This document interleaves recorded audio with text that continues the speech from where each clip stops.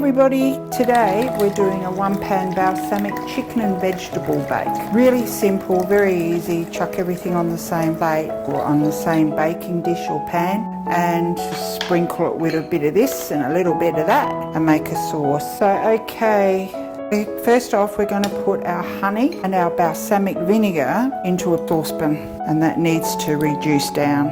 Honey makes you funny. Pour that in there. Pour the balsamic into the honey jug and it helps to release the rest of it so you don't leave any behind. Just give it a stir. Watch cooking shows on TV and I'm amazed at the amount of wastage some of these expert cooks go. They've obviously got too much money in their pockets. Okay, put that in there. So that's the honey. See how much easier it's come off? Give it a stir around just to dissolve it a little bit. We're just going to put them on the stove. It does take a while. That's dissolved. So we can actually let it simmer away there for a bit. And when you watch a pot, does it ever boil? No. So we can just leave that simmering for a bit.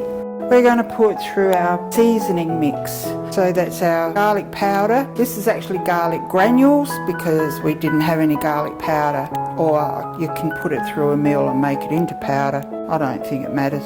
Take whatever you want. Basil, thyme, and you mix it well. Use whatever you like. I mean, if you haven't got the individual dried herbs, go with Italian mixed herbs. That'd work just as well, I'm sure. Show you how a good clean way of pounding out your chicken. So you put it on your plate, you're bored. This could be fun because we could see other plates bouncing all over the place. Got a meat tenderizer, a bit worse for wear. I don't like using the pointy bits, I usually go the soft bits. So just gently pound it out. Not too much so that it's see-through, because otherwise you'll find your chicken will dry out while it's cooking. Just a little bit on the thick end. You can see that has thinned out a bit. So put that one there. Bring another one out. I don't know why chickens can't all be exactly the same size, so we get the same size wings and everything.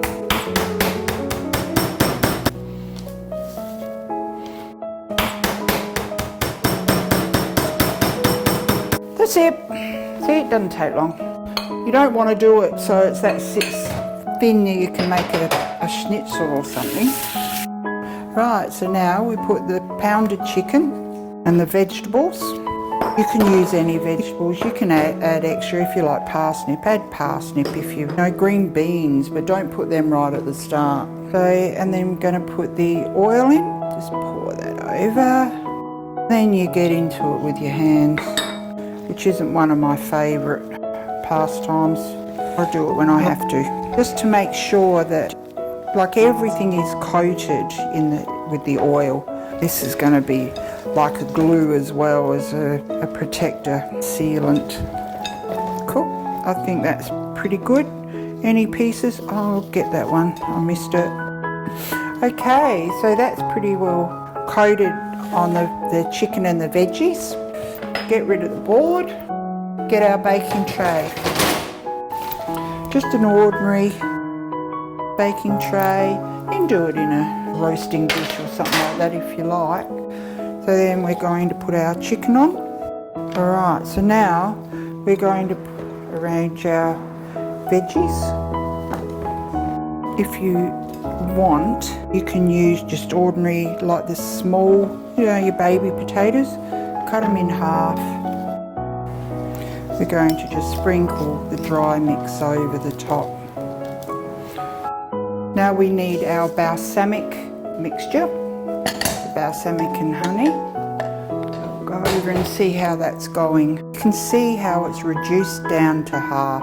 It was up here, now it's down. Could go down a little bit further if you want. Depends on how syrupy you want it. It's going to reduce and evaporate in the oven anyway. Switch the oven on, the stove off, go back to the pan. Right, so now we just drizzle this over a bit. Actually it does need a little bit more time to reduce down. Get the general idea. Anything like this with vinegar, any acids in your meat, It actually helps to tenderise. If you buy a cheap piece of steak, you want to make it lovely and tender, just as if it was a porterhouse or something like that.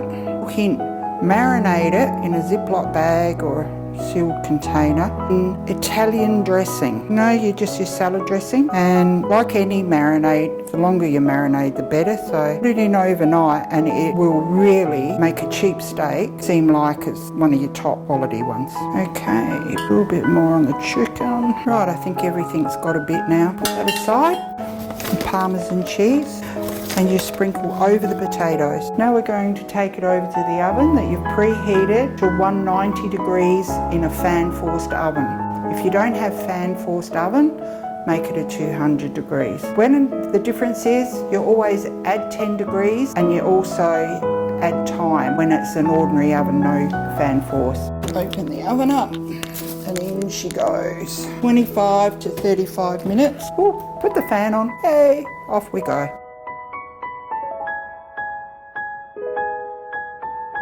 Now we're going to have a look. Oh wow, look at that. How about that? Parmesan's melted. Balsamic chicken is done beautifully.